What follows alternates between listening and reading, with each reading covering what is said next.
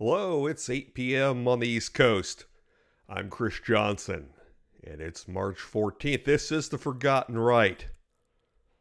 On tonight's episode, we're going to be speaking about DACA Kids. And we're also going to touch on the events that happened today as high schoolers across the nation decided that it was a good idea to not go to school for part of the day, but instead to walk out in protest for the shootings in Parkland, Florida. So we're going to touch base on that. Let's first get to the top story, and that is DACA and the DACA Kids. If you haven't yet, check out our website at forgottenright.com. If you scroll down to the blog section, you'll be able to read this article that I wrote earlier this week on my thoughts on the DACA Kids. Now, what is DACA? It's the Deferred Action for Childhood Arrivals, and it was brought into action in 2012 as an Obama administrative action. It was a stopgap to allow those brought into this country as children but had stayed past their visa expiration or other immigration status timeline 2 years to become citizens. 2 years to become citizens. Yeah, that's right, 2 years. But in 2014, 2 years after he first brought it into effect, Barack Obama expanded DACA to cover those who came into this country illegally as children. Now, current President Donald Trump is working to get rid of DACA, or end DACA, I should say. It's outlived its shelf life. 2 years. But Trump is trying to give a clear path to citizenship. What his clear path is, he's not really expanded on, so to say. But he's working on that, right? Which is probably something more than what Obama did. He just put his pen to paper and said, here it is, it looks good. But there's no action or any meat behind any of it. Now, the problem is that all this went into effect in 2012, right? But it's 2018, 6 years later, and this is supposed to be a 2-year action where these people had the chance, the opportunity to become citizens, right? 6 years, but you have 2 years to do this. 2 years. And now Trump's the bad guy because he's trying to end it.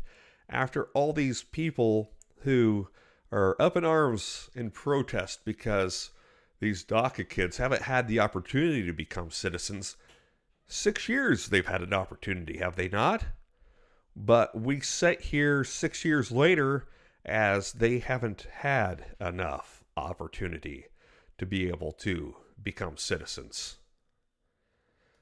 So I asked myself while I was writing this editorial for theforgottenright.com, what would I do if I was president? How would I make this right? Because I really do feel as a citizen that this has already been made right, hasn't it? I mean, that's what you're all here for in the chat room, is to be able to answer those questions for me. But hasn't this already been made right? 2 years for, but we've had 6 years. 2 plus 2 and 6 don't equal each other. It's actually 4 years more than 2. If my math's right. I was never really good at math, but I digress. So if I was the president, what would I do differently than Obama or even Trump? Now, we don't really know what Trump's going to do, but here's what I would do. I think that I would give another 2 years of DACA. Totally not a conservative thing, I understand. Well, let's give him 2 years and a hard date. If you're not even attempting to become a citizen by this date, then it's time to leave. Also, in this legislation that I would propose as president, that there would be a clear path to citizenship. Give them, I'm not calling it an easier way, but give them a path. Give them step-by-step instructions to do this, and make it incredibly public so that everybody knows what the steps are to be able to become a citizen. So not only these people, but the people that want to debate DACA or any other immigration know what the rules are, right? And then after those 2 years, like I said, if the people are still here, it's time to leave. It's time to go back to where you came from. Now, I realize that this country is a country of immigrants, that my ancestors came here to the United States from across the pond, but they immigrated legally. They did everything right. They followed the path to citizenship that was set up at the time. Now, realizing that that path might be different now, but rules are rules, right? And they're set up for a reason, not to be changed or circumvented. They're there for things to be done the right way. But people don't follow them. So it's time to go if you're here over the 2-year mark of this hard date that I propose. Beyond that, we do need that border wall. How many other countries have a border wall? For God's sakes, look at China. They've had one for a millennia. And it's time to do something to protect our borders, to protect our border patrol agents along the Mexican border. And that is the wall. As much as people don't like it, there are ways to get through the wall, and that is at a border crossing point. And all you have to do is do it the right way. Have your visa, have your passport, and come across. Just so that we know who's here in the United States. I appreciate those comments, and if you have anything to say on DACA, feel free to leave it below here. If you're not watching this video live. If you are, feel free to chime in on the chat room. I'd love to hear what you have to say. So, moving along tonight, moving along a little bit faster than normal. I know this Sunday went a little bit long as I went about 45 minutes. But let's talk about the walkouts from today and all these high school kids that are protesting. Well, honestly, I believe that they don't really understand. I know that some of them have lived it, but the politics behind it, that they might not understand what's really going on with all this. Can we legislate our way out of gun violence? And I return, this website here is March for Our Lives. This is a group that is urging people to march on Washington. This is the same group that urged the high school students to march today and leave class, leave their education for those 17 minutes. Many took longer than the 17 minutes, right? But they took their 17 minutes. They walked out, however long it took. And they're asking for more legislation on gun control, right? Let's legislate more gun control. Now, how much more gun control could we legislate? There's already background checks, extensive background checks they're going to ask for. Now, how much more extensive can you get than checking somebody's entire criminal record, their psychological record, whatever's been added? I do think that the states or the municipalities, the federal government, could add all the records. I think there might be some missing, but beyond that, how much more extensive can we get? I ask you that when it comes to a background check, while still allowing the Second Amendment to stand true.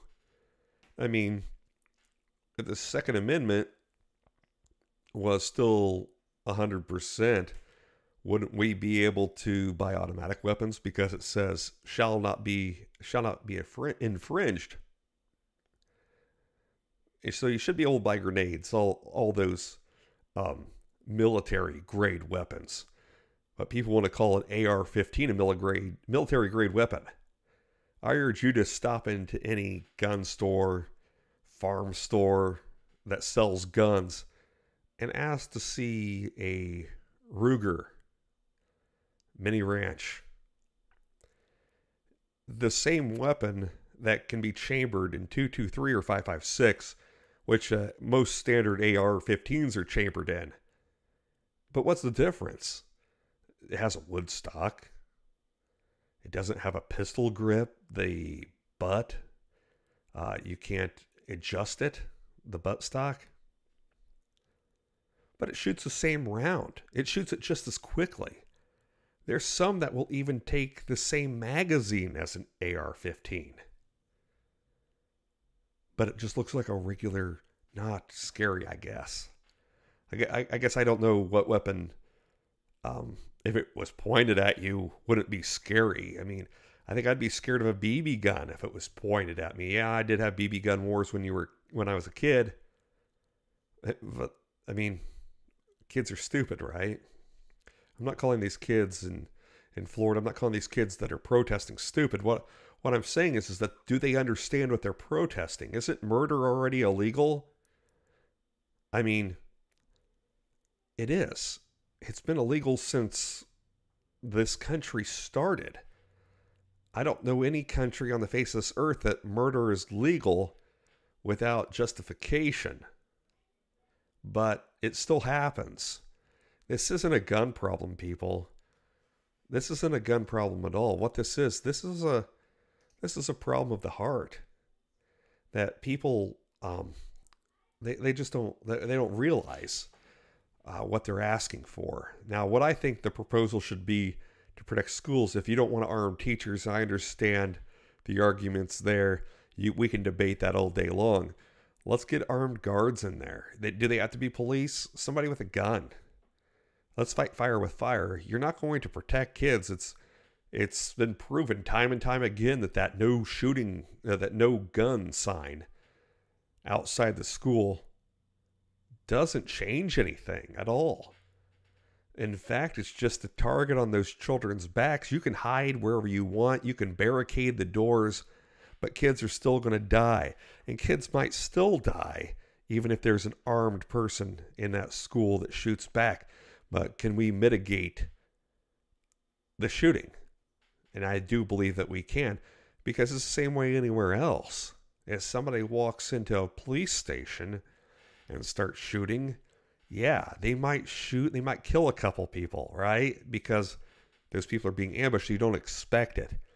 But once people get their bearings, give them a second, then that shooting is going to be mitigated by the police officers that are there. But why can't we give that same opportunity to our children? The same opportunity that we give our banks, the same opportunity that we give our politicians to be protected by what's being used against them. And that's a firearm. Shoot back. That's what I say. Whenever somebody asks me, how are you going to fix this problem? You say, shoot back. You fight fire with fire. And that's what's going to have to happen, I'm afraid of. Because if you don't realize that to protect our kids, it's going to take a gun. And that guns aren't harmful unless the person behind it is the person that's going to mean harm. And what did happen in Parkland, Florida, is an awful, awful thing. And I want to bring up this article that I saw on CNN. This was from a student at Parkland, Florida. The quote at the top says, "My generation won't stand for this." And I'm 100% behind you, buddy.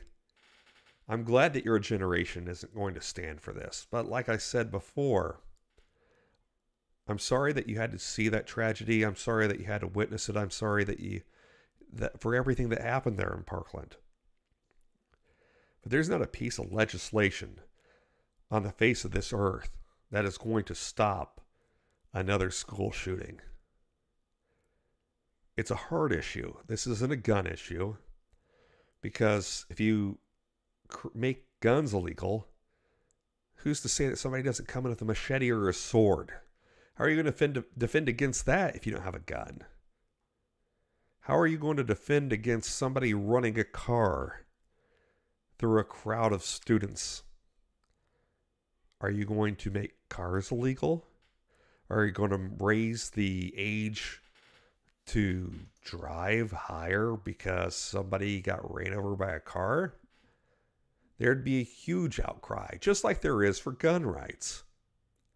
The problem is that the people that are for gun rights aren't being heard. Nobody listens to us because I guess the left-wing media doesn't believe that our voice matters, but it does matter. And I'm here to tell you that as long as I'm here and I'm given a platform, that I'll speak up for it. I do thank you for tuning in tonight. If you have any comments, please feel free to leave them here. You can always go to my website, forgottenright.com, and leave them on the article. I would love to hear what you have to say. And more importantly, while you're here, if you would click like and subscribe, let me know that you're watching. Even if you don't like what I have to say, subscribe and come back. Let's talk. Let's have a debate. That's what I'm all about. But again, thank you for tuning in. I'm Chris Johnson, and this has been The Forgotten Right.